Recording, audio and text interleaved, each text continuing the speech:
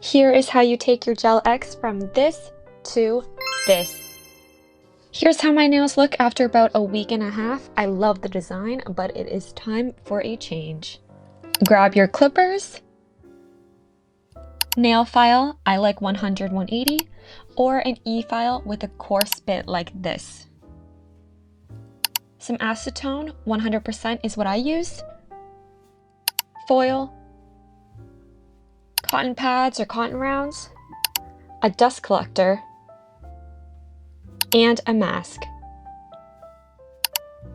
Start by clipping off the excess length from the extension. I like to flip my hand around to see where my natural nail is growing and just cut off any length that exceeds that.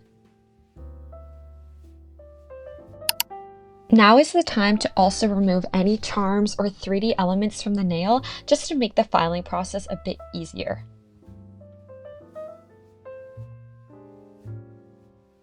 When I wear extensions, I'm a little bit more rough, but if these are my natural nails, I would definitely be a bit more gentle, so just be aware of that.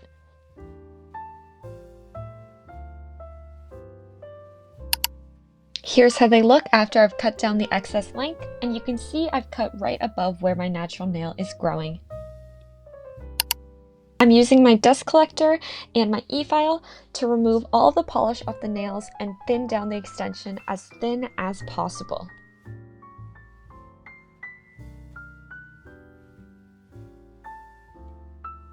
Here you can really see how much dust is flying off of these nails, and that is why you should really get a dust collector or at least wear a mask.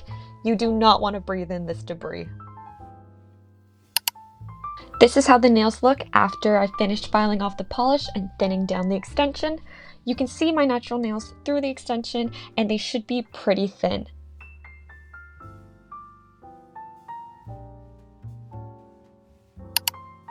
Saturate a cotton pad in acetone and wrap your finger in foil.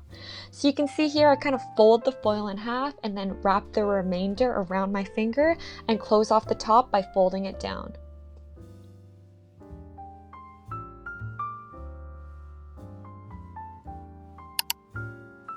After about 5 minutes, I like to go in and scrape off that first layer.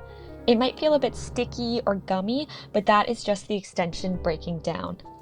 If you filed the extension thin enough, you might experience that this feels more flaky and less sticky.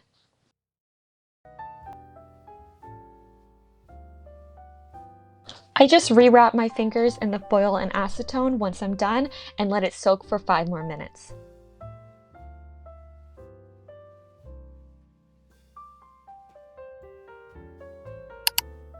After 10 minutes, you can see that the product is more flaky and less sticky or gummy.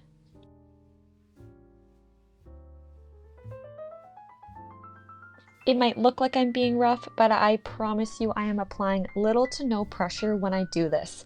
The trick is to be patient, and if you need to, go ahead and re-soak your nails for 5 more minutes because that is better than trying to force off product.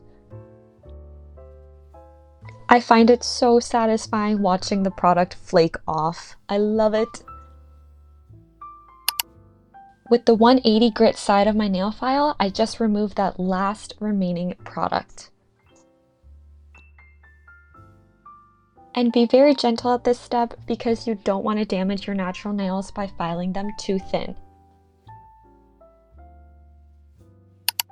Here's how my nails look after buffing off that last remaining product, and you can see that they're still strong and not too thin.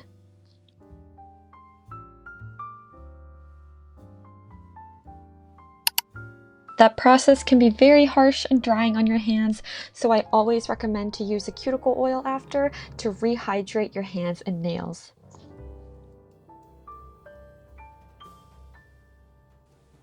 And with that, you are done. Thank you so much for watching. I hope it helped.